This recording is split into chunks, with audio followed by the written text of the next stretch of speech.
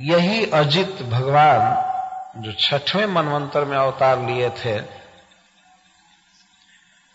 पयोधिम जेन निर्मथ्य सुराणाम साधिता सुधा, जिन्होंने समुद्र का मंथन किया और देवताओं को अमृत पिलाया। समुद्र मंथन के बाद भी वो अमृत कलश दैत्यों के हाथ में चला गया था। अमृत निकलने के बाद भी देवता पी नहीं सकते थे। तो साधिता शब्द यह बता रहा है कि भगवान ने अपने कौशल से अमृत का कलश लिया दैत्यों के हाथ से, और बिना युद्ध के ले लिया, अर्थात मोहिनी अवतार धारण किया। अपने आप इस लीला में छिपा हुआ है। श्रील सुखदेव गोस्वामी महाराज परीक्षित को एक प्रश्न का अवसर दे रहे हैं पूछने के लिए। पूरे समुद्र मंथन की कथा एक श्लोक में पूरा करना। पयोधिम जेन निर्मथ्य सुराणाम साधिता सुधा, जो पयोधि का मंथन किए। आप आगे सुनेंगे कि किस तरह भगवान अजित समुद्र मंथन में देवताओं के ओर से लगे हुए थे मथने में, और वही प्रभु कच्छप अवतार धारण किए। कच्छपावतार धारण कर पीठ पर मंदराचल को धारण किए रहे, और सारा उपाय करने के बाद अंत में अमृत उत्पन्न हुआ, परंतु फिर भी दैत्य लोग लेकर भाग चले।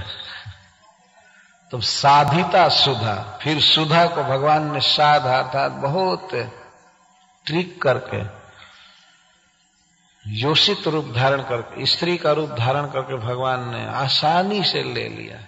वो दैत्य लोग अपने आप अमृत कलश दे दिए मोहिनी को। वो कथा विस्तार से आगे आएगी। इसको साधिता कहते हैं।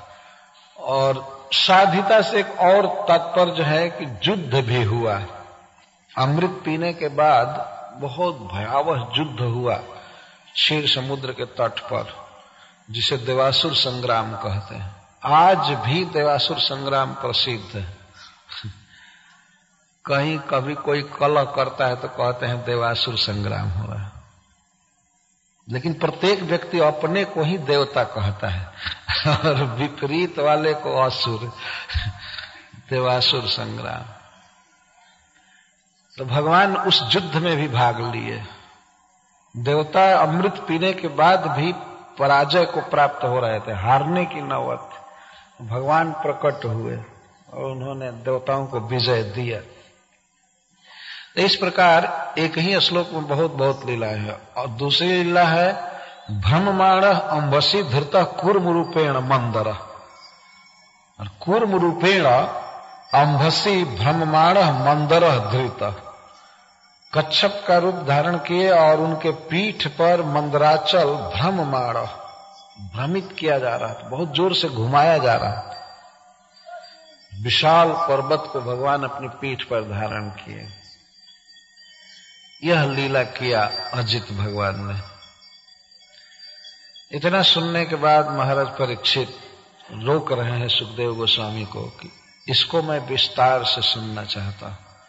तो श्री राजोवाच जथा भगवता ब्रह्मन् मथितः क्षीर सागरः। हे भगवान, हे सर्वज्ञ, जिस प्रकार भगवान ने समुद्र का मंथन किया, मैं इसको विस्तार से सुनना चाहता हूं। जदर्थं वाच तश्चाद्रिं दधाराम्बुचरात्मना। जथा भगवता क्षीर सागर मथित। हे ब्राह्मण, ब्रह्म का अर्थ होता है वेद। जो वेद का ज्ञाता होता है उसको ब्राह्मण संबोधन में कहते हैं। यह सर्वज्ञ, ये ब्रह्म को जानने वाला। महाराज परीक्षित श्रील सुखदेव गोस्वामी के लिए ब्राह्मण शब्द का प्रयोग कर रहे हैं। हे ब्राह्मण, हे सर्वज्ञ, जथा भगवता ब्रह्मण मथित क्षीर सागर। जिस तरह से क्षीर सागर मथा गया, वह कृपया करके हमें सुनाइए। कृपया हमें सुनाइए। जथा मथित शब्द से पूरी लीला को सुनने की उत्कंठा व्यक्त हो रही है। क्षीर सागर मथित, इस प्रसंग में क्षीर समुद्र के लिए कभी कभी जल शब्द का भी प्रयोग किया गया है। उदधि, जलकल्मष। तो श्रोताओं को या भागवत पढ़ने वालों को एक बार भ्रम होता है कि उसमें पानी था या दूध था जिस समुद्र को मथा गया था। वास्तव में स्वर्गीय क्षीर था, उसमें दूध था। कभी कभी पयः शब्द का प्रयोग जल के अर्थ में भी होता है और दूध के अर्थ में भी, उभयवाची शब्द। अवसर के अनुसार जल अर्थ ले लिया जाता है और दूध भी, लेकिन वास्तव में वह दूध का समुद्र है। और गौओं ने मिल करके वो दूध नहीं दिया है, भगवान ने स्वाभाविक दूध बनाया है। यहां तो दूध का कटोरा रख दीजिए तो एक दिन में सड़ जाएगा, लेकिन भगवान की यह सृष्टि है, अद्भुत दूध का समुद्र बनाए हैं कि उसमें थोड़ी भी सड़ान नहीं आती, बिल्कुल फ्रेश रहता। तो पयोधि का अर्थ है दूध का समुद्र। क्षीर सागर आगे चल करके कहा गया, कई बार कहा गया क्षीर मथनोद्भूत, क्षीर समुद्र के मथन से अमृत उत्पन्न हुआ या विष उत्पन्न हुआ, यह हुआ।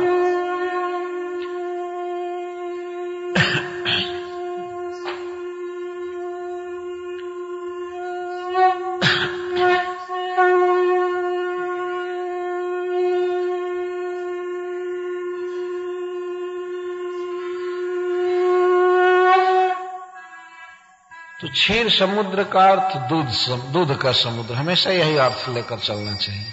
हरे कृष्ण। जदर्थम और जप, प्रश्न है भगवान ने किस प्रकार क्षीर समुद्र का मंथन किया और किस लिए किया, प्रयोजन क्या था। प्रयोजन क्या था और कारण क्या था, दोनों का दो अर्थ है। जदर्थम जतो वा, जदर्थम का अर्थ किस लिए समुद्र मंथन किए।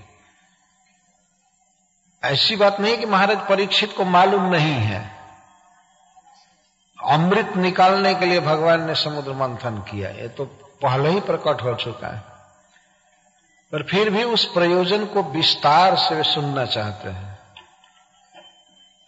किस प्रकार भगवान ने समुद्र मंथन का प्राकथन, भूमिका प्रस्तुत किया, किस तरह देवताओं से बातचीत किए, इसमें यह तात्पर्य छिपा हुआ।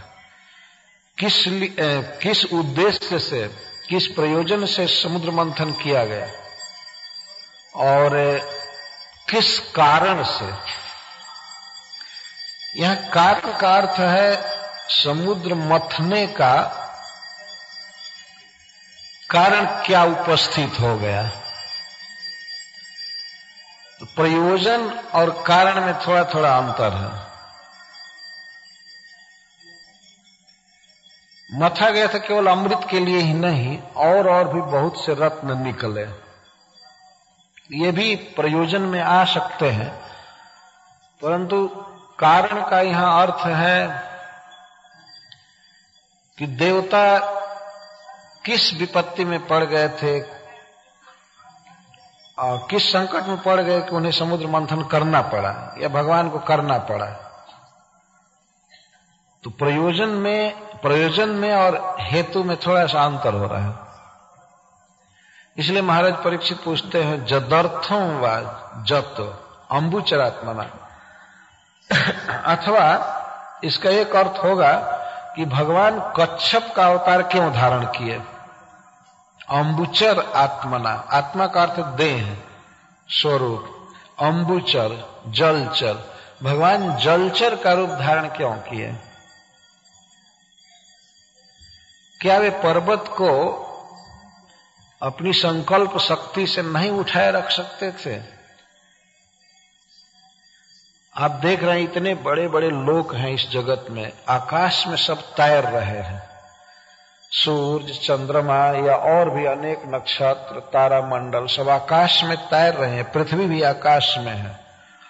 तो इस प्रकार से जो व्यक्ति, जो भगवान संपूर्ण लोकों की व्यवस्था कर सकते हैं, तो क्या वे पर्वत को भी ऐसे संकल्प मात्र से आकाश में या दूध के भीतर धारण नहीं कर सकते? और भगवान क्यों अम्बुचर बने, क्यों जलचर बने? कोई मनुष्य चाहेगा पानी में कछुआ बन करके रहना या मछली बन करके रहना? नहीं चाहे। और भगवान चाहे कच्छप बने, चाहे मत्स्य बने, चाहे सिंह बने या बाराह बने, भगवान भगवान है और उनकी यह आनंदमयी लीला है। महाराज परीक्षित क्यों अम्बुचर बने और अम्बुचर बन करके, कच्छप बन करके उन्होंने क्यों धारण किया? धारण किया, भगवान की इच्छा थी कि उनके पीठ पर कोई खुजलावे। ऐसा आगे वर्णन आएगा कि भगवान को कुछ खुजलाहट की अनुभव हो रही थी। तो जब पर्वत से भगवान के पीठ पर खुजलाया गया तो उनको सुख की नींद आ गई। ऐसा भागवत में वर्णन। 10,000 योजन ऊंचा अर्थात 80,000 माइल ऊंचा पर्वत था और बहुत विस्तार में सोने का पर्वत, जिसकी भारी भारी चट्टानें नीचे निकली हुई थी, और वो ऐसा विशाल पर्वत भगवान की पीठ पर रगड़ा जा रहा था। और भगवान को ऐसा अनुभव हुआ कि कोई हमारे पीठ को खुजला रहा है, वो आराम से सो गए, नींद आ गई। यह है भगवान की खुजलाहट। भगवान का सब कुछ लोकोत्तर है, अद्भुत, इसलिए भगवान ने धारण किया। यह तो विनोद का अर्थ है कि भगवान को खुजली हो रही थी, कुछ नहीं हो रहा था वास्तव में। पर इस प्राकृतिक जगत में भगवान कभी कभी अपना बल दिखाकर, सौंदर्य दिखाकर, दया दिखा करके, धन दिखा करके जीवों को अपने तरफ लगने की प्रेरणा देते हैं। इस संसार में भगवान की एक योजना,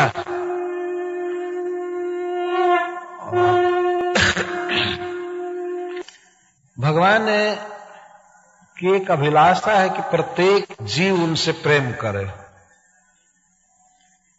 सहज संबंध है भगवान के साथ, तो उस संबंध को स्थापित करे। तो भगवान इस जगत में प्रकट हो करके अपनी विशेषता बताते हैं, और उन्हीं विशेषताओं को, उन गुणों को भगवान वेदव्यास देव जैसे महर्षि उसको लिपिबद्ध करते हैं, अपना अद्भुत पराक्रम आदि प्रकट करते हैं, इसीलिए कि लोग उनको समझ सकें। महाराज परीक्षित इस प्रसंग को विस्तार से सुनना चाहते हैं, उनका बहुत बड़ा आग्रह है। और उसके साथ जो ऋषि मुनि बैठे हैं सभा में, लाखों लोग, वे सब भी सुनना चाहते हैं। तो स्पेशल प्रश्न कर रहे हैं रोक करके यहाँ पर। जथामृतम सुरई प्राप्तम किंचान्यदभवत् तपः। जो प्रश्न को विस्तार से कर रहे हैं, जथामृतम सुरई प्राप्तम, जथा सुरई अमृतम प्राप्तम तत्कथयस्व, तत्कथय। आप यही बताइए कि देवताओं को अमृत कैसे मिला। सुनने की लालसा है। अमृत तो चला गया था दैत्यों के हाथ में, और दैत्य तो बलवान थे, तो किस प्रकार से भगवान ने अमृत को लौटाया देवताओं के द्वारा? वह अमृत कथम प्राप्त, कैसे प्राप्त किया गया? अर्थात भगवान के मोहिनी अवतार की कथा भी विस्तार से कहिए। किस तरह उन्होंने असुरों से बात किया, किस तरह वे उसके चंगुल में आ गए, मोहिनी के फेर में पड़ गए। ये सारी बातें महाराज परीक्षित सुनना चाहते हैं। भगवान की लीला दिव्य है, चाहे भगवान स्त्री बनकर लीला करें, चाहे अपने स्वरूप में पुरुष रूप में लीला करें, भगवान की लीला सब समय परम आकर्षक। जथामृतम सुरहि प्राप्त किम चान्यद अभवत ततः, और ततः समुद्र मथनात् किंच अन्यत अभवत, समुद्र मंथन से और कौन कौन सी वस्तुएं उत्पन्न हुई, यही प्रश्न है। अथवा ततः शब्द का अर्थ तस्मात्, मोहिनी ने जब देवताओं को अमृत दे दिया तब क्या हुआ, तो युद्ध हुआ। इसका अर्थ है कि युद्ध का भी वर्णन कीजिए, संग्राम का भी में ये छिपा हुआ है। किम चान्यद अभवत ततः एतद् भगवतः कर्म बदस्व परमाद्भुतम, एतद् भगवतः परमाद्भुतम कर्म बदस्व, भगवान के इस अद्भुत कर्म को हमें सुनाइए। सब अद्भुत है। कच्छप अवतार से मंदराचल को धारण करना यह भी परम अद्भुत है, और परम सुंदरी स्त्री के रूप में प्रकट होकर के देवताओं को अमृत बांटना, असुरों को भ्रम में डाल देना, यह भी परम अद्भुत है। और अमृत का कलश अपने हाथ में ले करके बिल्कुल भोले भाले व्यक्ति के रूप में प्रकट होना, धन्वंतरी के रूप में, यह भी परम अद्भुत। यह भगवान का कर्म है, परम अद्भुतम कर्म बदस्व। और इस प्रश्न के बाद महाराज परीक्षित अपनी स्थिति पर एक विचार दे रहे हैं कि त्वया संकथ्यमानेन महिम्ना शाश्वतां पतेः न तृप्यति मे चित्तम सुचिरम तापतापितम। महाराज परीक्षित कुछ ही दिन में शरीर छोड़ने वाले थे, उनकी मृत्यु होने वाली थी एक भयानक सर्प के डसने से। महाराज परीक्षित भगवत कथा के आनंद से विभोर हैं और उन्हें मरने जीने की कोई चिंता नहीं है, और कहते हैं कि हे गुरुदेव, आपके मुख से जब मैं कथा सुन रहा हूं, इसके पहले अब तक मैं केवल दुख भोगा हूं इस जीवन में। सुचिरम ताप तापित, मेरा यह चित्त दीर्घ काल तक ताप तापित, त्रिविध दुखों से हमेशा तप्त रहा है।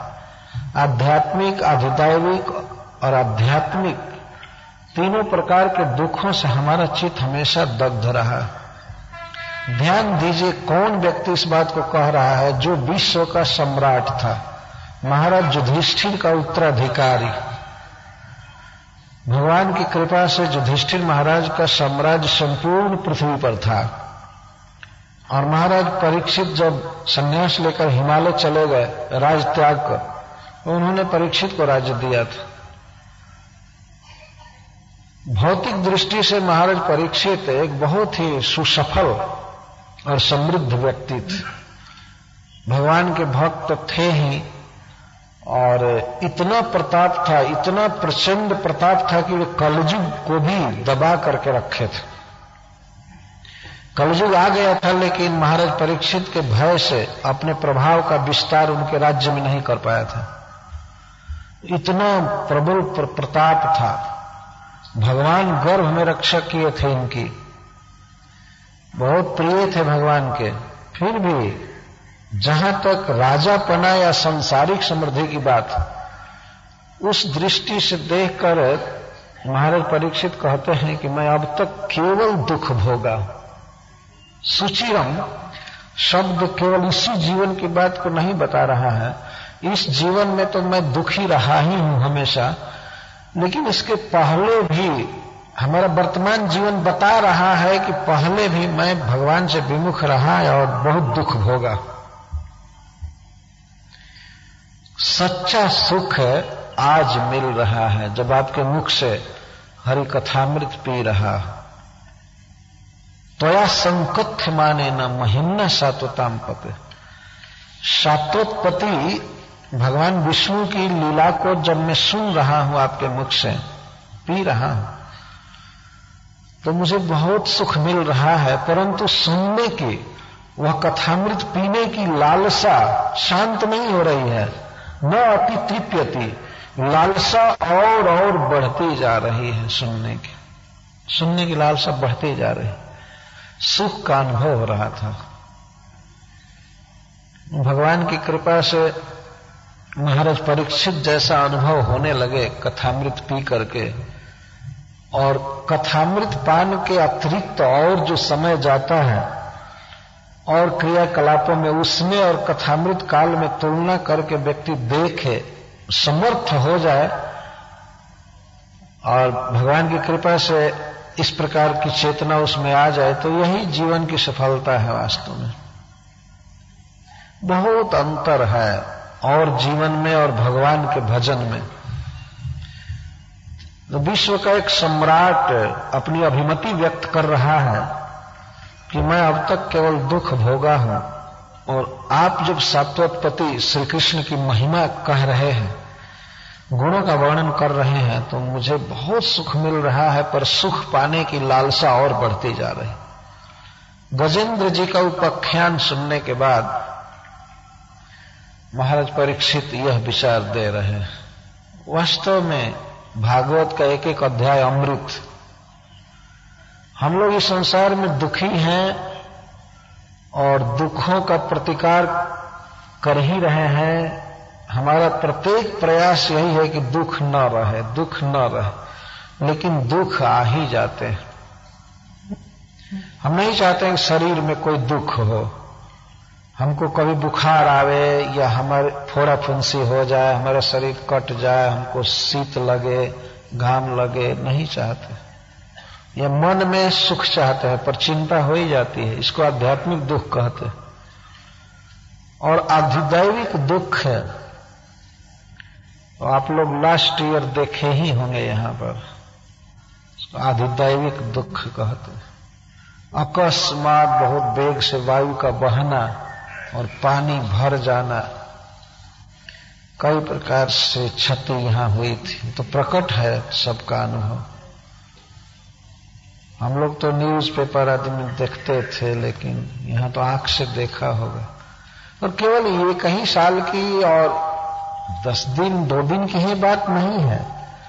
प्रकृति के द्वारा, देवताओं के द्वारा अनेक दुख जीवों को दिए ही जाते हैं। भगवान सूर्य की प्रचंड किरणों में करोड़ों कीड़े मर जाते हैं एक दिन में। शीत पड़ता है, ठंडा पड़ता है, तो उस समय कितने जीव मर जाते हैं। मनुष्यों को बहुत कष्ट होता है, ताप से, घाम से कष्ट होता है, ठंडा से कष्ट होता है। यह तो दुख है ही, लेकिन इस भूतों से, जीवों से भी बहुत बहुत दुख है। इसमें तो सबसे ज्यादा आदमी को दुख आदमी से है।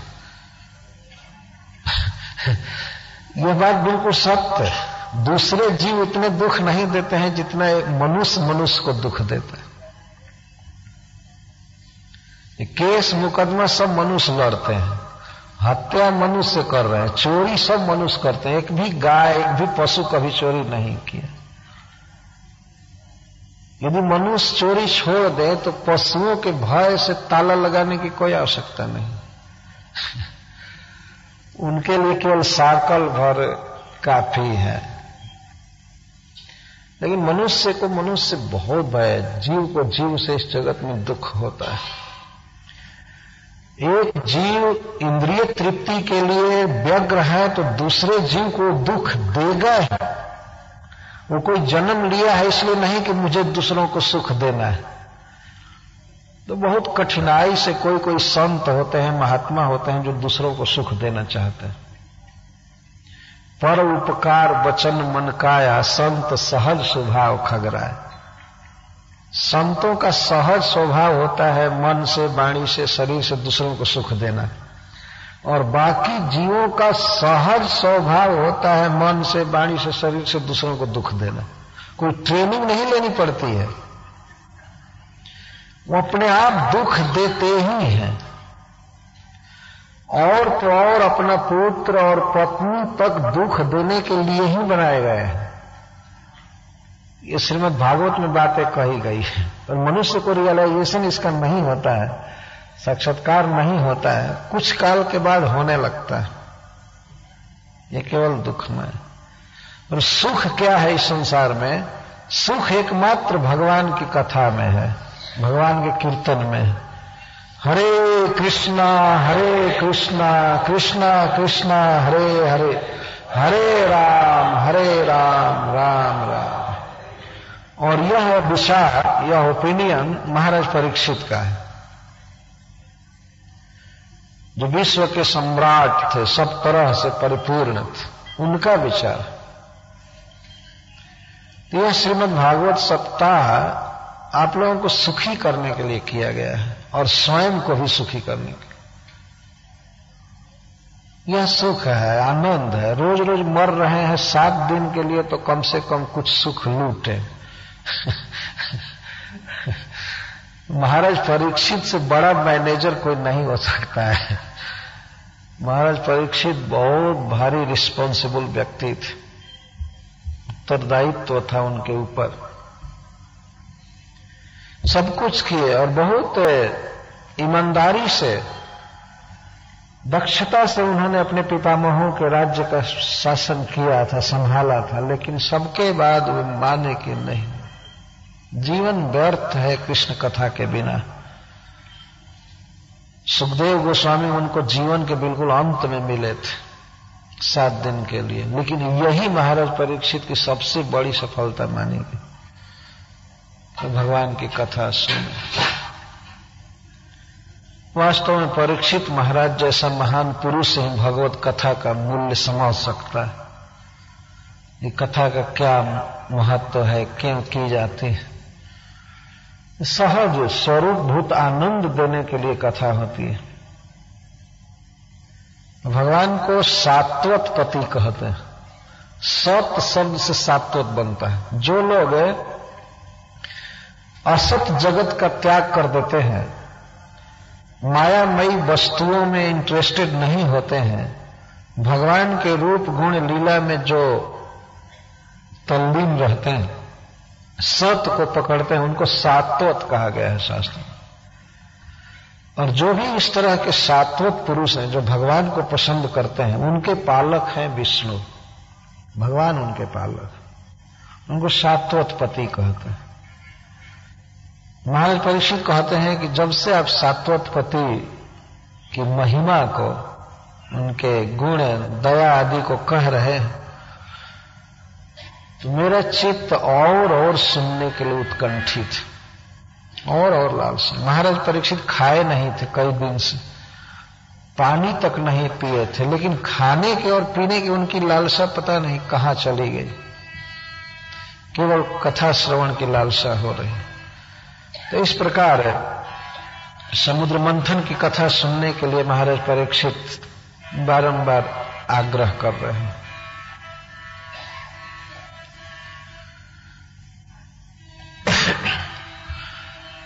इस संदर्भ में एक बात और ध्यान में रखना चाहिए कि हम लोग जो श्रीमद् भागवतम पढ़ते हैं या सुनते हैं, तो हम लोग श्री सूत गोस्वामी के मुख से सुनते हैं, जो नैमिषारण्य में कथा कह रहे थे। और जिस समय महाराज परीक्षित कथा सुन रहे थे सुखदेव गोस्वामी के मुख से, तो उस समय परीक्षित महाराज के साथ सूत गोस्वामी बैठे थे, और सुखदेव गोस्वामी उनको भी कुछ विशेष ध्यान से सुना रहे थे। सुखदेव गोस्वामी ने कहा भी है कि यह सूत आगे चलकर नैमिषारण्य में यह भागवत सुनाएगा। भागवत में सुखदेव गोस्वामी ने कहा।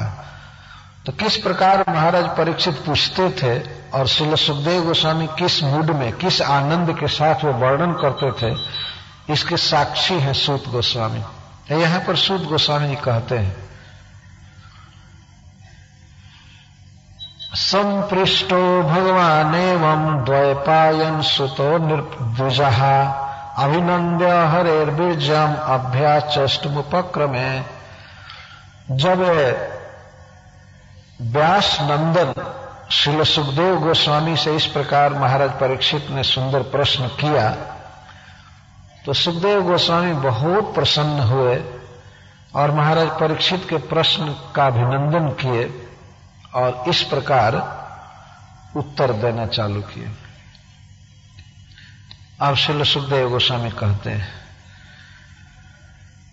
जदा युद्धे सुरैर्देवा बाध्यमाना शितायुधैः गतासवो निपतिता नोत्तिष्ठेन रश्म भूयशः। एक बार की कथा कह रहे हैं श्रील सुखदेव गोस्वामी, दैत्यों ने देवताओं को युद्ध में बुरी तरह से पराजित किया। देवता अपनी सारी शक्ति लगाए, सब तरह के अस्त्र शस्त्र जुटाए, सब कुछ किए और बारंबार युद्ध किए दैत्यों के साथ, लेकिन प्रत्येक बार देवताओं की पराजय हुई, बहुत तरह से हार। यहां तक कि उस युद्ध में बहुत से देवता मारे गए, प्राण हानि हो गई और कुछ के अंग भंग हुए, बहुत पराभव हुआ देवताओं का। तो एक प्रश्न होता है कि देवताओं का इस तरह से पराभव क्यों हुआ? अब इसका उत्तर देते हैं, जदा दुर्वास सहसापात चंद्रा लोकास्तयो निर्पाहा